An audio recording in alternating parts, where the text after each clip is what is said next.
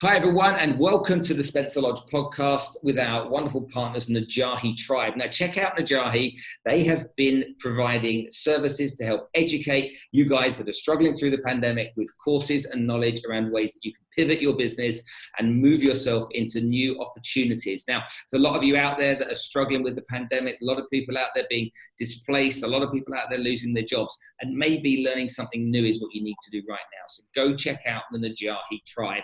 On today's episode of the podcast, I've got Tomaso Rodriguez. Now, this is an interesting character. The reason is he's the CEO of Talabat.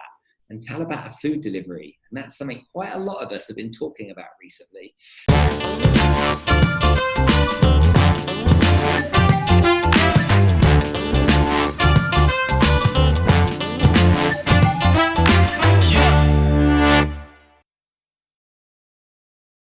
So welcome to the show, Thomas. Thank you for having me. Hi, everybody.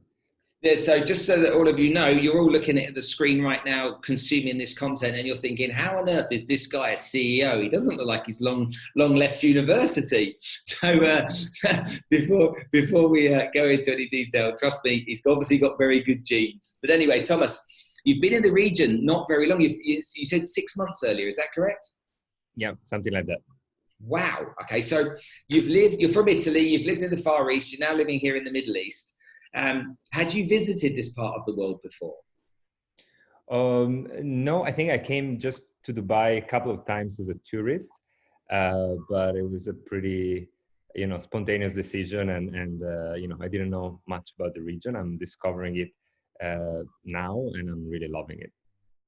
It's certainly an interesting place to come over here and see what an environment is. And I think a lot of people, maybe in Europe or particularly in the United States, they kind of think the Middle East is just one country, don't they? They think it's just all one thing, and they don't realize how diverse and developed a lot of it is. So for those that must have been hiding under a rock for the last God knows how long, give us a bit of a background. Who is Talabat? So Talabat is the leading food delivery company in the MENA, Middle East and North Asia. It's been around for 16 years. I would say probably it's one of the very first tech companies in Middle East, and actually one of the very first food delivery companies in the world. So it's a really exciting time to be in for food delivery, I would say. But also recently we expanded into new verticals like groceries and dark stores, cloud kitchens. So it's not just about food delivery anymore, but it's much, much more than that. Will you describe yourself as a tech company first? Yeah, absolutely. Tech is our core, and there's a lot that goes into the development of our product, etc. We are expanding our tech team massively. This year we're expanding it to 3x. So definitely tech is our core. Okay. And so when we consider this type of business, there's others in the marketplace as well. There's other companies that do something similar. So what makes Talabat a different type of business to the other companies that, I don't know, can I mention the names without upsetting you? Maybe what we've got out there, there's the Deliveroo's out there and other companies, Zomato and things, stuff like that. You hear of those names? Yeah, I think I heard about them. I think it's different companies and different brands talk to different customers, I think one of our key value propositions is selection. I think Talabat has the widest selection in the region in terms of restaurants. Another key value proposition is speed. We've been investing in our own delivery tech since several years now, also affordability. There's quite a few deals you find on Talabat. Now recently with COVID, we saw customers being much more careful about spending. So we rolled out free deliveries across the board. So it's a very good value for money. And right now, I would say these new verticals like dark stores, that it's a completely new thing. I don't know if you're familiar with dark stores, but dark stores is basically a grocery store that has no walk-ins, right? So it's only for delivery. It's in a small space, and inside of that we have pickers that pick up the grocery items, put them in a bag, And the value proposition for the customer is that it's a real-time delivery. You get your groceries delivered in 15 minutes from when you order, right? And I think in this moment, a lot of people are looking for groceries delivery, and sometimes it's not easy to have it immediately. The dark stores really deliver it immediately, and this is called Talabat Daily, and it's available on the Talabat app. Okay, so let's talk about Corona and the impact that it's had. Obviously, you're Italian, and I'm going to go into a bit of your story with you in a minute, but Italy has been hit very badly, as well as a few other countries over the course of the last couple of months. And the coronavirus fear has kind of like gone through every single one of us, in our hearts, in our minds, in our brains.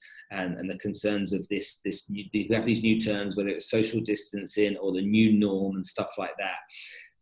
This obviously, there's opportunities whenever there is crisis, whatever type of war it is, and I almost see it as the invisible war to some degree. There's always opportunities, but opportunities for people that take advantage without compassion, I think, are seen sometimes as either ruthless or opportunists. How do you balance the fact that actually I think people would need your services more now than they had done before, along with marketing your business in a compassionate and empathetic way? Yeah, I think, for us, the main two priorities during this period are safety, and making sure customers feel confident about ordering. And we're adopting a series of measures to make it happen. We were among the first to roll out, gloves and masks in the region for riders, contactless delivery. When you order, the rider will drop the food at your doorstep and, take 2 steps back and wait for you to pick up the food. In the dark stores, we're doing temperature checks on all the employees, all the riders. And so when you get your food delivered, you will see a temperature card with the temperature check of the rider and the people that package your groceries.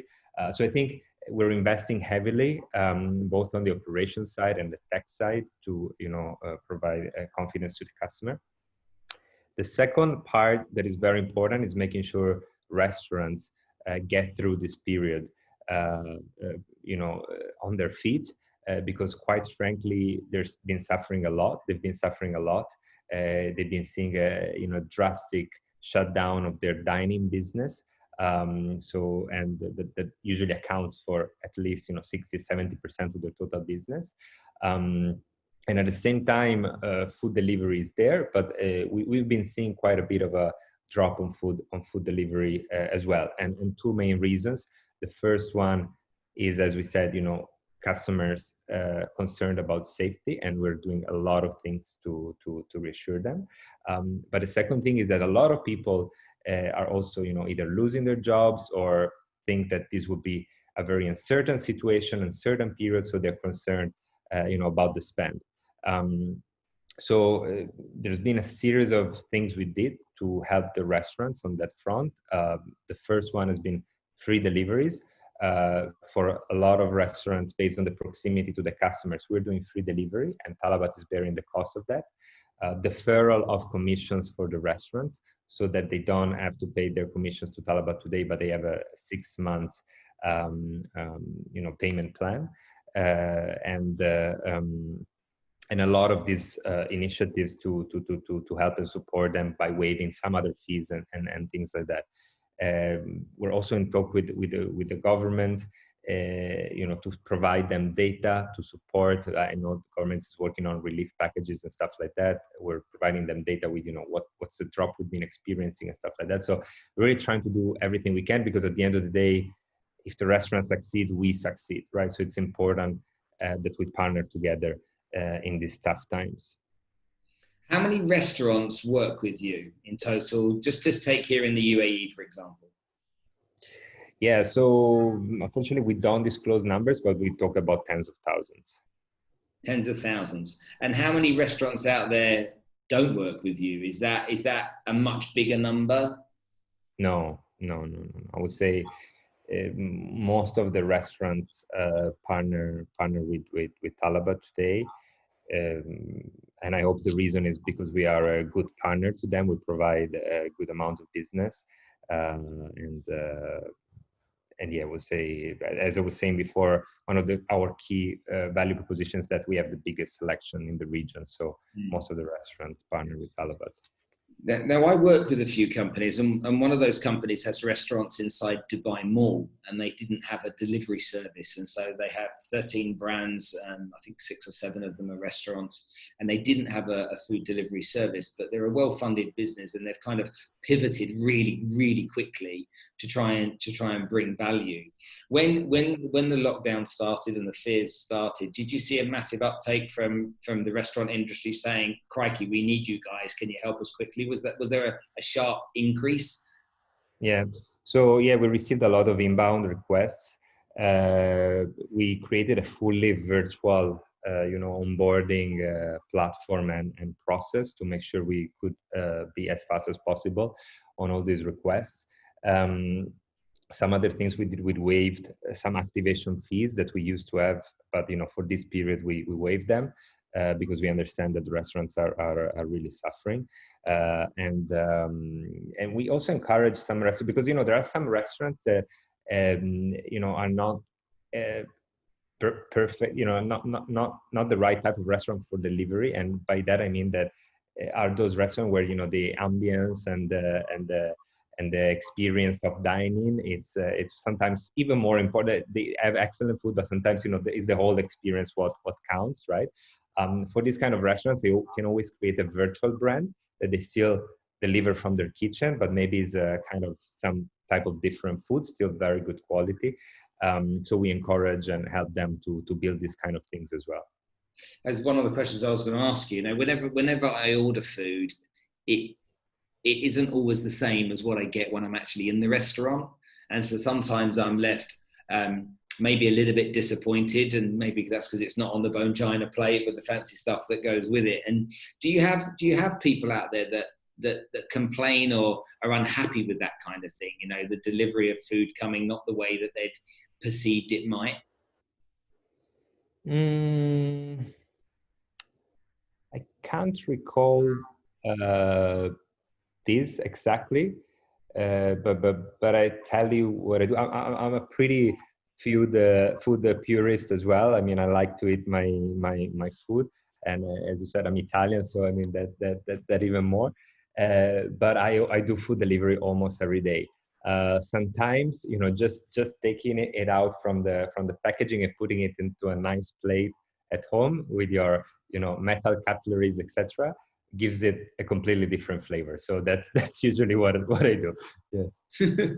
Okay, interesting. It's just there's sometimes, I mean, I've always found if you order Indian food, it always tastes better when it's delivered, than it does in the restaurant. And then sometimes the flip side with other things.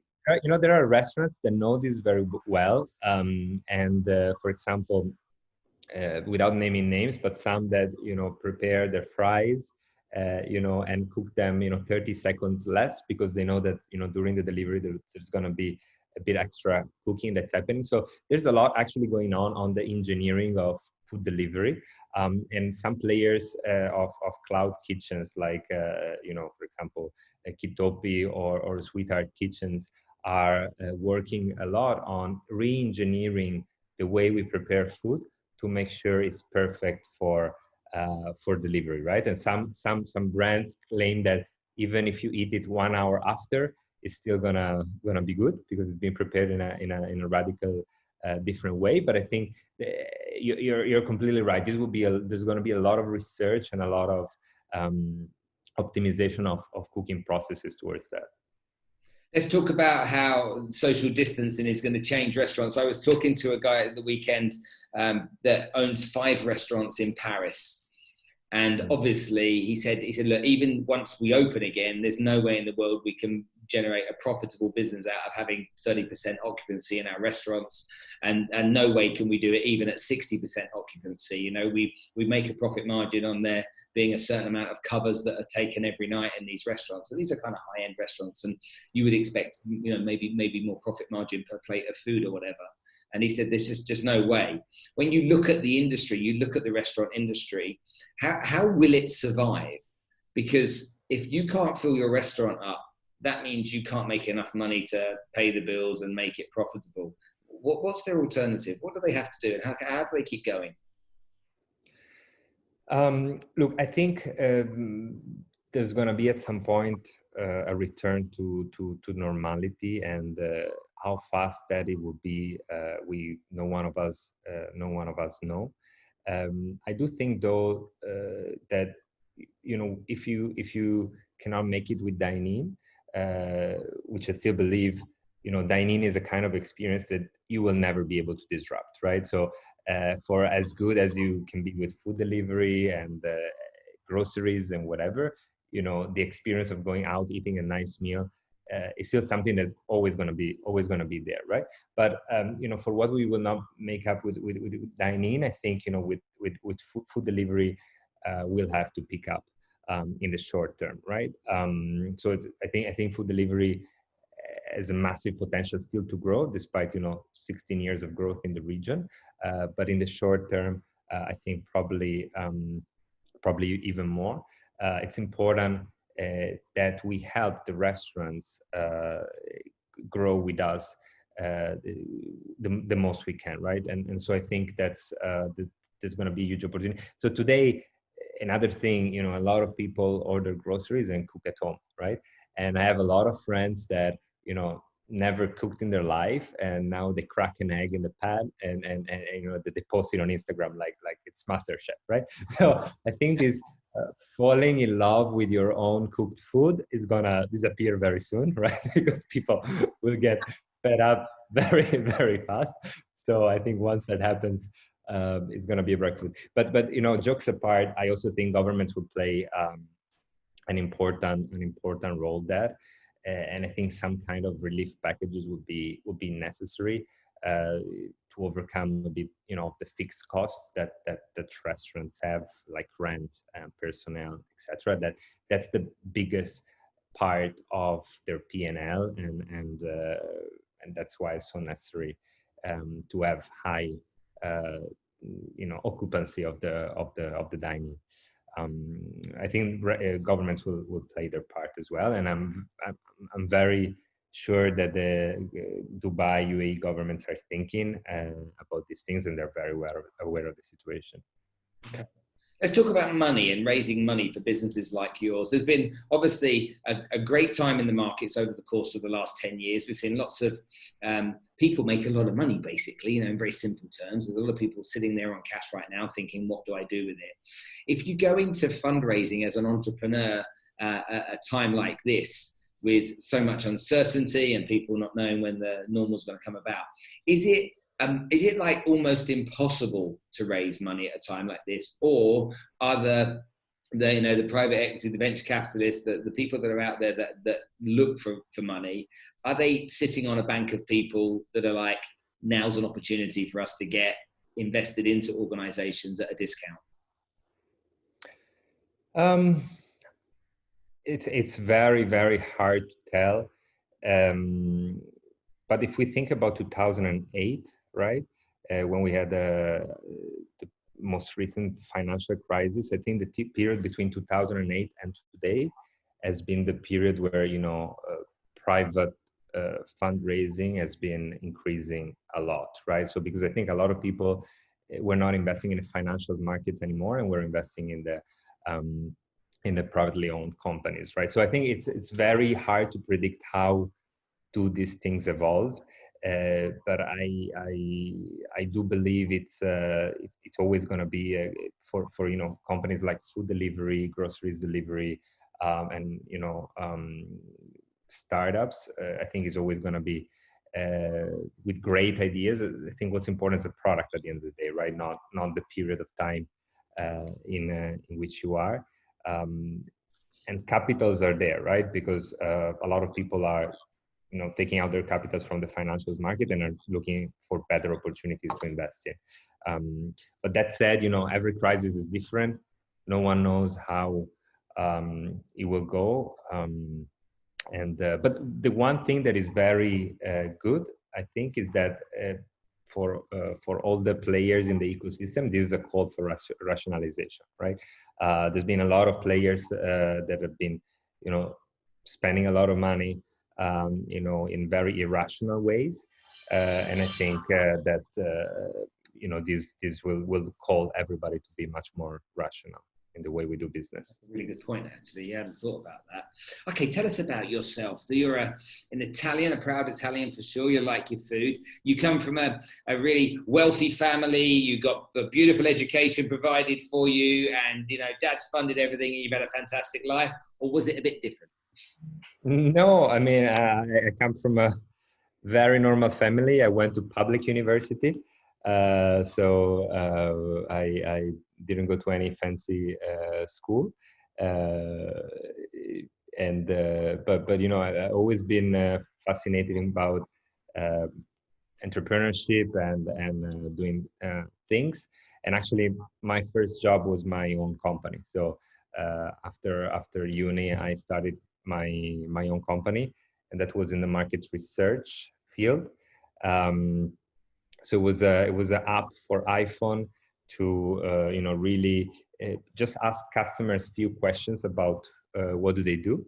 And I mean, it seems pretty standard and normal product, nothing really fancy about it. But I think the cool thing is that it was, I think 2004 or something like that. It was, or maybe a bit later, like it was when the iPhone 3 just came out, right? So this was a pretty mind-blowing at the time. And yes, we ran it with my co-founder, that's also my best friend, for 4 years. Then we sold it to MNC. And then after that, did you make a lot of money? I did not, unfortunately. I think I could have done much better, but I was very young and very naive, and didn't know much about business. So going back, I would do things much differently. What a great experience, though, to be brave enough and bold enough. And I think with naivety at a young age, you have that kind of bravado, don't we? We have that gung-ho kind of approach when we're younger to doing things. Yeah. Is the value you get out of that experience, not the money. It's the experience Absolutely. Of starting a business, messing things up, getting things right, looking back and saying, you know what, now I would have done things differently. I just think there's so much value in that type of experience, because a lot of people don't even go there from a fear, of getting it wrong. Yeah, that was actually the best period of my life. And the other good thing is that was with my best friend. And I think it's the good thing and the bad thing. And like, if I can give an advice, never do business with your best friend, because you end up, fighting a lot. But our relationship came out much stronger after that. So, but it was a really fantastic. I do so for everybody that's always thinking about, should I have an entrepreneurial, event in my life? Absolutely yes. That no matter how much money you make or you will never make or whatever, the fun you have in doing that is absolutely priceless. Tell me how you adapted then, because you went from that to then essentially being employed. Is that correct? Yeah. So I worked for a venture capital firm for 2 years in Europe, and then there was this little startup that was coming up. And that was called Uber, and that was 2012. And what happened is that I was doing due diligence on a competitor of Uber that's called Chauffeur Privé in France. I think they're still around. So I knew everything about the industry, and so I knew that was big potential. So I decided to join them to launch Italy as a market. And spent some time in Europe launching few cities. That was a truly fantastic period. We were like 120 people in the company total globally, and we had less than $8 million in the bank account. So it was very, very early. There was no Uber X. There was just Uber Black. So it was kind of just a fancy thing to bring your friends around the parties, something like that was Uber at the time. But it was a crazy period.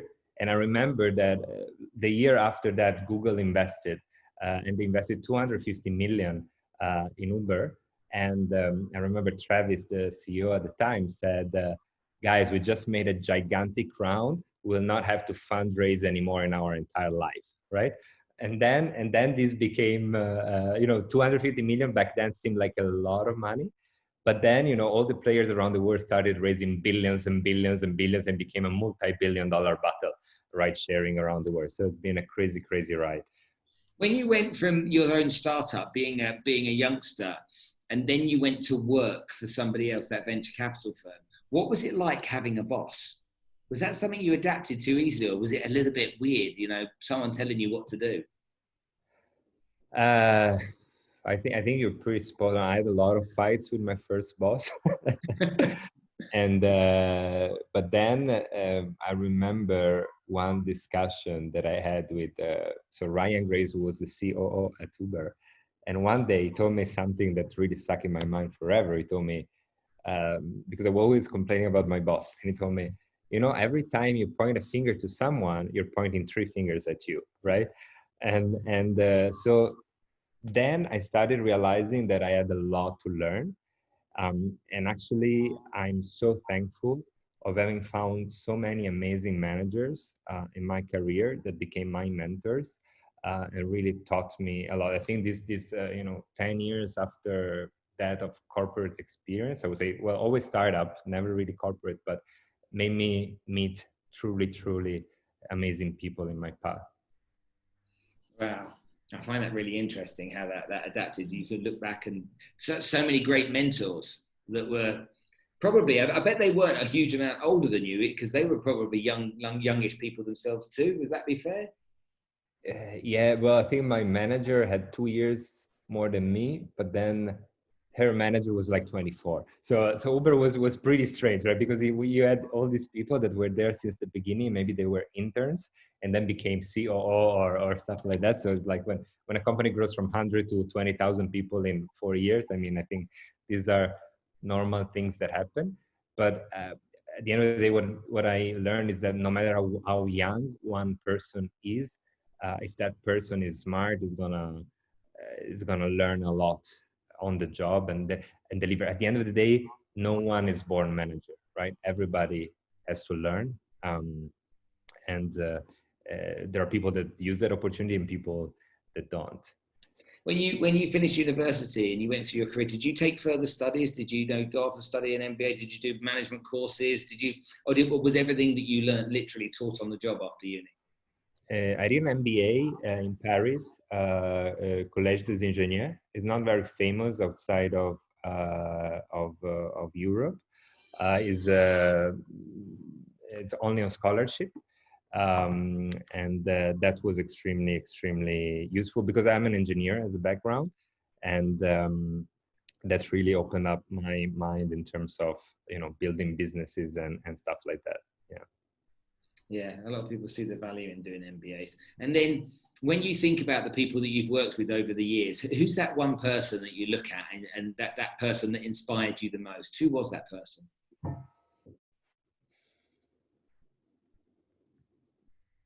I think several people. I think the CEOs of the companies I work for were always extremely, extremely inspirational. I think today, Talabat belongs to a group that is called Delivery Hero. Yeah. I think Niklas, who's the CEO of Delivery Hero, is a very inspirational person. What I really like about him is that is not is aggressive in the sense of the good side, the good aggressive type. But what he does very well is he spots the opportunities, and he always finds ways to put companies and people together and to get the best out of any opportunity by collaborating rather than fighting head to head, right? I think it's been extremely efficient. If you look at how Delivery Hero has been growing over the years through a lot of acquisitions, M&As, et cetera, it's probably been the most capital efficient company across the whole ride sharing or food delivery space with much less capital than anyone else. He built such a big company, right? So I think what's really inspiring about him is that he's very smart in building value, right? So it's not just, and other founders, other CEOs I saw in the past are so focused on, killing everybody else, and just going at war basically with every competitor, and with anyone you have on the ground, that they don't realize how much money they're spending in a silly way, that doesn't make much sense, right? So in these terms, I think Nicholas is truly inspirational for that. Cool. What a great boss to have. When you see news coming out like, I don't know, Bayut and Dubizzle merging, which came out in the news recently to create a unicorn business, billion-dollar business here in this part of the world, how that kind of news at a time like this, that must be very confidence-giving for a lot of people out there to see that there's positivity around the marketplace. That's a big announcement for a unicorn to be announced. Do you see that as being something that's very reassuring to the market? I think depending on the industry you're in, consolidation is something that happens and will keep happening.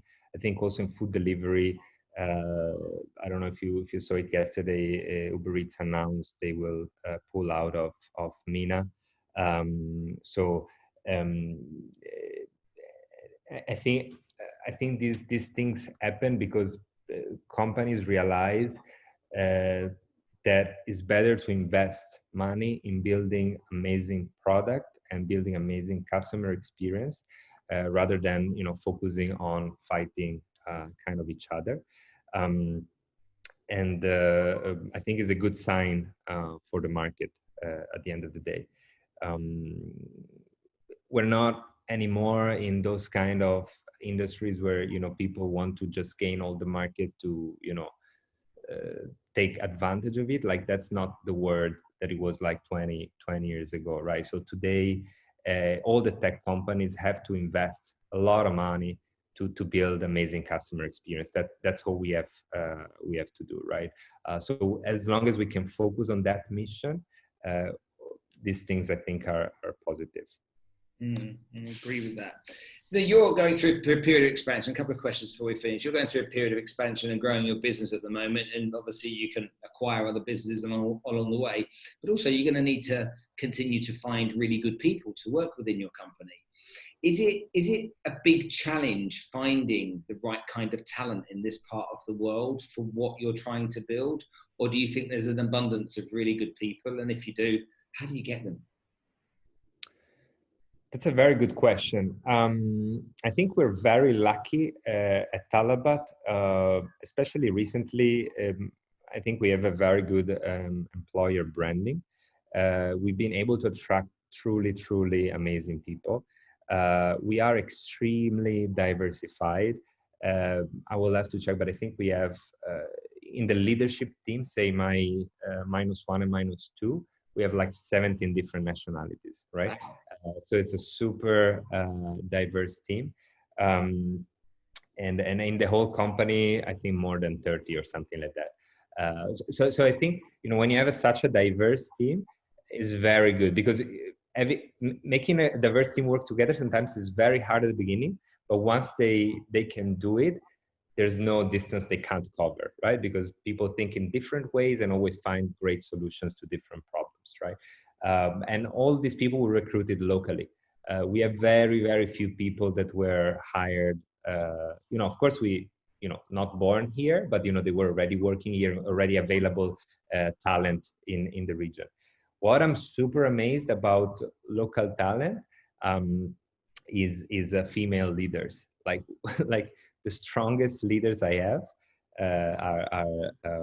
are female, like in our company and from the region. So it's truly amazing. I have 5 businesses and they're all run by women. Yeah, exactly. I don't know what it is, but do you know what? Good men are good men. Good women are great women. That's what I've learned. And it's been. I don't think we'd have been able to expand the businesses that we have without them. And a lot of people, have over the years been critical, but I, in my experience, I find them typically they tend to be more organized.